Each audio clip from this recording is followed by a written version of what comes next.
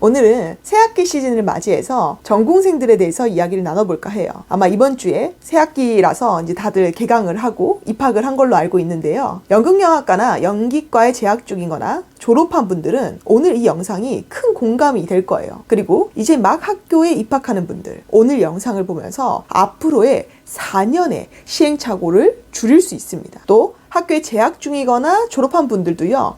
아, 내가 과거에 이런 부분들을 시행착오를 겪었었구나 라고 복기를 하면서 앞으로는 그런 비슷한 시행착오를 덜 겪길 바라고요. 아마 오늘 영상은 공유가 많이 될 것 같아요. 동기들 사이에서. 그러니까 여러분들이 어떻게 시간을 보낼지, 학교 생활을 어떻게 하면 좀 좋을지에 대해서 생각하는 시간을 가져보면 좋을 것 같습니다. 현재 극예술 매체연기에 인서울권에 있는 다양한 연극영화과 졸업생, 재학생들이 다니고 있어요. 그래서 제가 친구들한테 학교 얘기도 많이 듣고 고민도 많이 듣는데요. 저는 이렇게 학교 다니면서 동시에 학원까지 다니고 있는 친구들 보면 진짜 대단하다는 생각이 들어요. 그리고 진짜 똑똑하다 요즘 친구들 이런 생각이 들어요. 왜냐면 몇 년 전만 해도요. 연극영화과에 가면 졸업 때까지 학교 열심히 다니는 게 그만이었어요. 그리고 다른 거 생각할 수가 없었어요. 근데 요즘 똑똑한 친구들은 학교 생활이랑 오디션이랑 다 병행하더라고요. 그러면서 진짜 치열하게 살더라고요. 물론 일부분 학생들이지만요. 그런데 오늘은 이렇게 똑똑한 학생들에 대해서만 얘기할 건 아니고요. 학교를 다닌다는 이유만으로 너무 만족하고 있거나 지금 나태해지려고 하는 친구들에 대해서 한번 이야기를 해볼게요. 여러분들이 입시라는 긴 터널을 거쳐서 드디어 기다리고 기다리던 연극영화과 학교에 입학을 했어요. 고생하셨다라고 얘기하고 싶지만 여러분들은 이제 첫 번째 관문을 넘은 거예요. 입시가 너무너무 힘들었지만 재밌게도 그것이 첫 번째 관문이었지 마지막 관문이 아니라는 거예요. 누군가는 자기가 목표로 했던 꿈에 그리던 학교를 갔을 거고 누군가는 아쉽게도 나를 뽑아준 학교에 감사하는 마음으로 갔을 거예요. 어떤 이름을 가진 학교든지 몇 년제든지 앞으로 학교를 졸업하고 여러분들이 맞이할 현실은 똑같습니다. 결국 오디션, 결국 데뷔, 결국 활동이에요. 명문 연극영화과를 갔다고 해서 여러분들이 오디션을 생략할 수가 없어요. 선배가 끌어준다? 옛날 말이에요. 그 선배도요. 본인 코가 석자예요. 그리고 요즘은 선후배 간의 그런 끈끈한 교류 잘 없어요. 교수님이 끌어준다? 이건요 좀 학교마다 케바케인 것 같아요. 어떤 학교는 교수님이 외부 활동하는 것을 아예 싫어하는 학교도 있고요. 어떤 학교는요 학생이 외부 활동하는 것을 또 푸시해주는 학교도 있어요. 그리고 수십 명이 넘는 재학생 중에서 교수님의 눈에 띄어서 얘를 밀어준다? 끌어준다? 근데 그런 학생들이라면 아마 혼자서 활동해도 혼자서 오디션 봐도 충분히 캐디나 감독님들 눈에 띄는 학생일 거예요.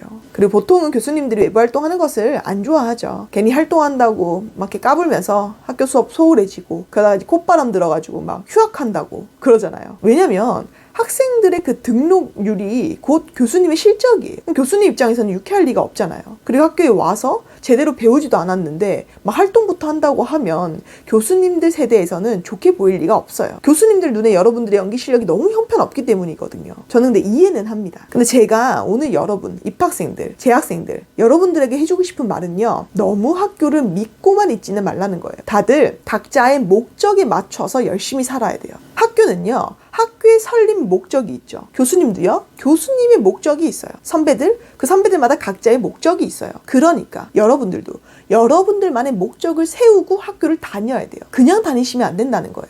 요즘은요 여러분 시대가 바뀌었잖아요. 더 이상 학교의 커리어가 학교의 학력이 네임이 오디션의 성패를 좌지우지하지 않아요. 그럼 선생님 학력이 왜 중요해요? 연극영화과 왜 꼭 가야 돼요? 환경 때문이죠. 200대 1을 뚫고 들어간 학교의 분위기랑 20대 1을 뚫고 들어간 학교의 분위기가 같진 않겠죠. 하지만 어느 학교든 간에 교수님들의 실력은 비슷비슷해요. 하지만 동기, 선후배의 분위기가 너무 다르다는 게 핵심이에요. 경쟁률이 높은 학교일수록요. 다들 속으로 내가 어떻게 들어온 학교인데 막 이런 마음으로 어려운 순간이 와도요. 다들 버티고 이겨내요. 열심히 해요. 하지만 경쟁률이 좀 낮은 학교의 학생들은 이런 간절함이 좀 찾아보기 힘들어요. 왜냐면 내가 그렇게 고생해서 온 학교가 아니기 때문이에요. 사실은 내가 원했던 학교가 아니기 때문이에요. 물론 열심히 한 친구들은 있긴 있습니다. 대부분을 얘기하는 거예요. 근데 이 마인드를 고쳐먹어야 돼요. 용꼬리가 되느니 뱀머리가 낫다. 이런 말 아시죠? 내가 속한 단체에서 우선 최고가 되려고 해야 돼. 내가 만약에 경쟁률 낮은 학교 갔다?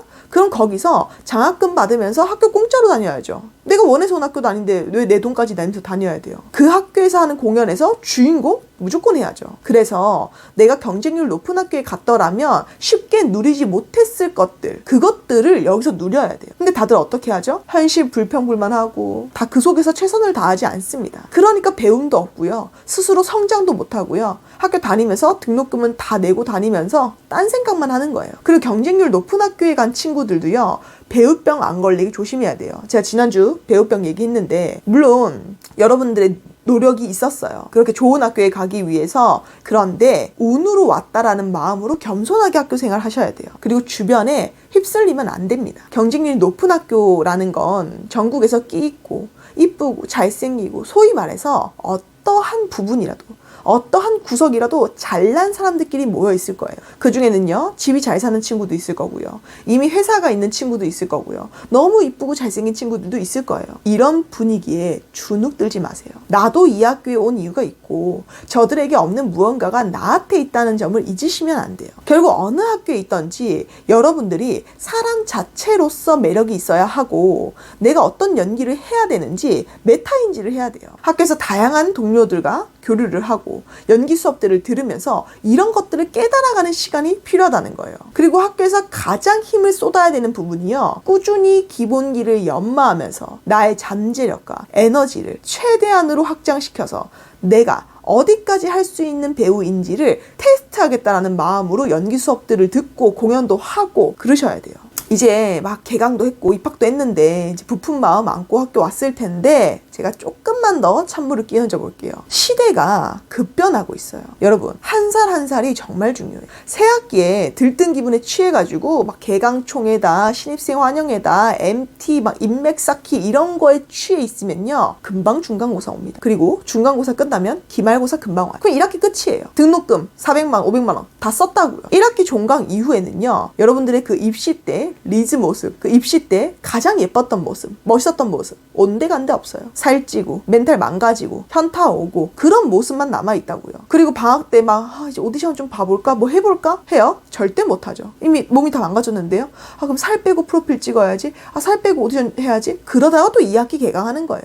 그럼 또 반복되는 거고. 그러니까 친구들이 다들 뭐 하냐면 학교에서 방학 공연에만 어쩔 수 없이 집중하게 되는 거예요. 방학 공연 하는 친구들도 몇 명 안 되지만요. 놀지 말라는 게 아니라요.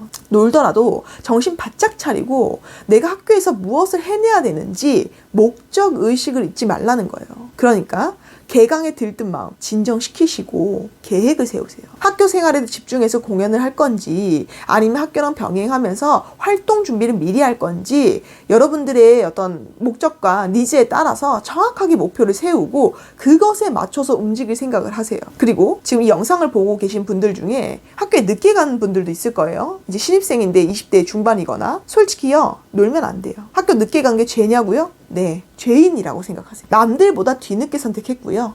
뒤늦게 준비했고요. 뒤처진 건 팩트예요. 근데 학교 가서 20살들이랑 똑같이 생활하겠다? 여러분 졸업할 때 20대 후반이에요.